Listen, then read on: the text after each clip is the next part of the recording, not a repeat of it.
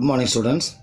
Today we discuss about 11th accountancy morning video.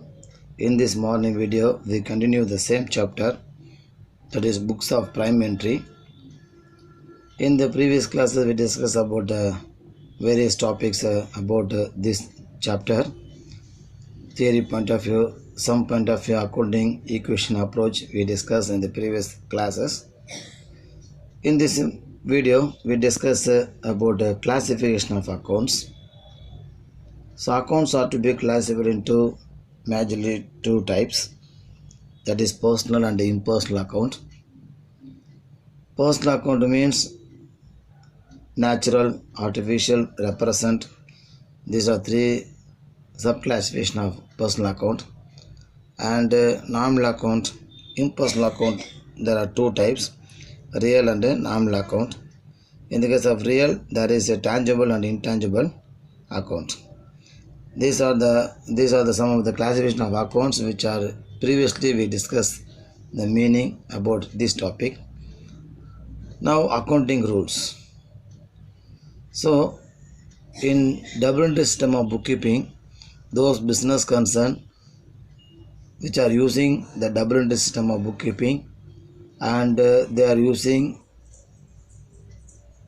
traditional approach, they must follow these golden rules of double entry system of bookkeeping. That is, the golden rule is debit the receiver, credit the giver. It related to personal account.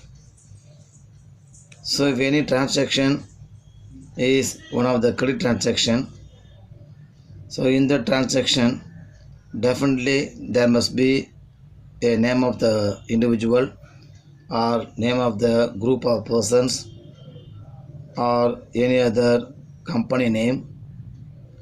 So in that transaction we apply this golden principle, debit the receiver and credit the giver for credit transaction point of view, and that credit transaction related to name.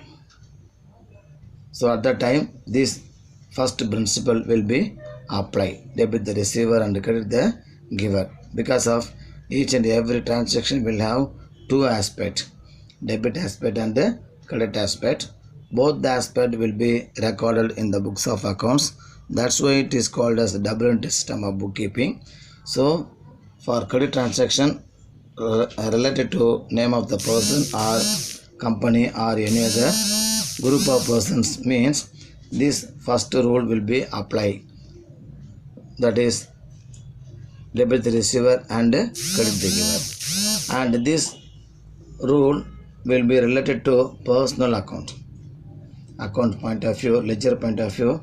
This rule can be applied for personal account. Second rule will be debit what comes in, credit what goes out. Debit what comes in, credit what goes out. That is, this second rule can be applied for cash transaction which related to goods and property. So those business transaction is considered to be a cash transaction, and that cash transaction will be related to goods or property means this second rule will be applied, debit what comes in, credit what goes out. So by applying this second rule, whatever comes into the business, whether cash comes in or property comes in or goods comes in, that should be debited. And whatever goes out from the business, whether cash goes out or goods goes out or property goes out, it should be credited. So for second principle, second rule, you can apply it for cash transaction related to goods and property. This second rule can be related to ledger point of view, real account. So all the transactions which are entered by using the second rule of golden rules, real account should be posted. Third one, nominal account. Debit all expenses and losses, credit all incomes and gains. This third rule will also be applied for all cash transactions related to expenses, losses, income and gain. Those cash transactions which are related to expenses and losses, incomes and gains, that transaction should be recorded in books of entry by using the third rule, and this third rule can be related to nominal account. So whatever the transaction may be in the business, all financial transactions, that should be recorded in the books of accounts by using any one of the three golden rules, and that can be posted to relevant account, either personal account for first rule, either real account for second rule, and nominal account for third rule. In this illustration 3 point of view, 5 point of view, they are asking to find out whether the following is related to personal account or real account or nominal account. They are asking only the name of the account. So these are some of the ledger account given in illustration 5. They are asking to find out whether it may be a personal account or real account and nominal account. So in the examination point of view, this type of question will be asked either 2 mark or 3 mark or 5 mark.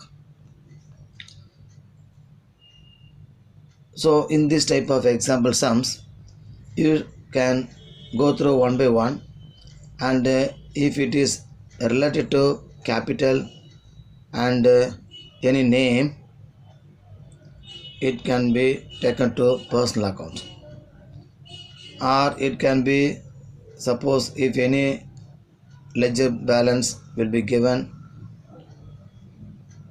expenses or income means, it can be taken to nominal account.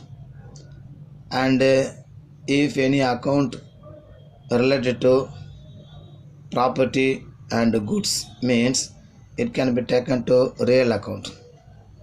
So first one is capital. Capital is one of the investment made by the proprietor, so it can be taken to personal account.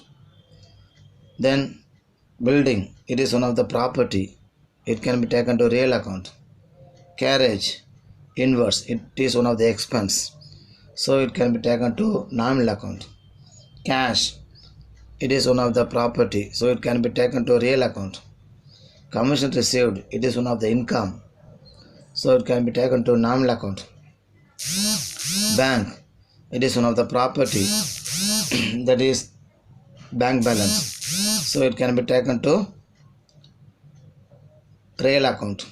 Purchases, it is related to goods, stock, so it can be taken to real account.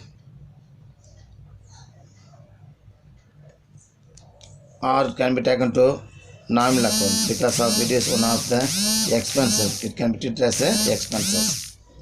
Chandru, it is one of the person name, so it can be taken to personal account. Outstanding wages, it is also one of the representative personal account, so you can take it to personal account. So likewise we can identify what are the information given. Based upon that we can identify whether it can be a personal account or real account or nominal account. Next topic is journal entries. Journal entries.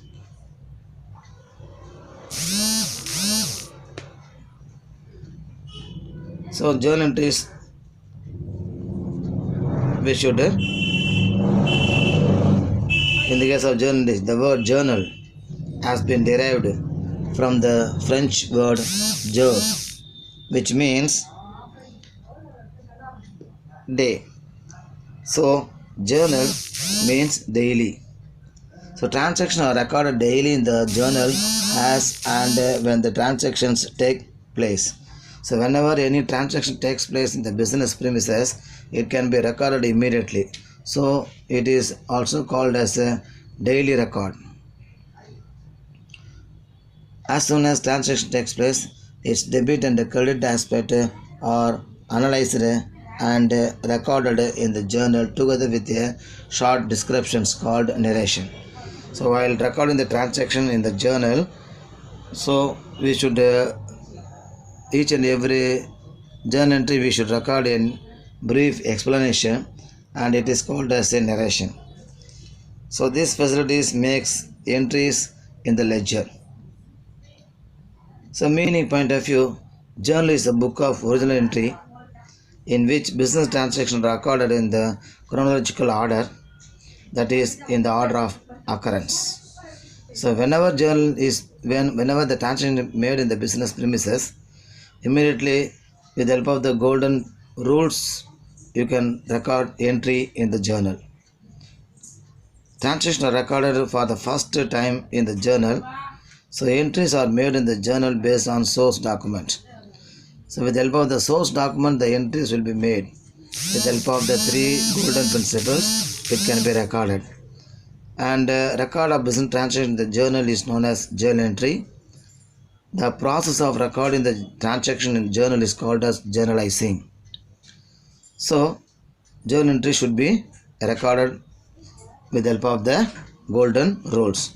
So it is also called as original entry, prime entry, because of first time the transaction should be recorded in the books of accounts. According to Professor Carter, the journal as originally used is a book of prime entry in which transactions are copied in order of date from a memorandum or waste book. So from the book, transaction book, first time the transaction should be recorded in the original entry. So it is called as original entry, prime entry.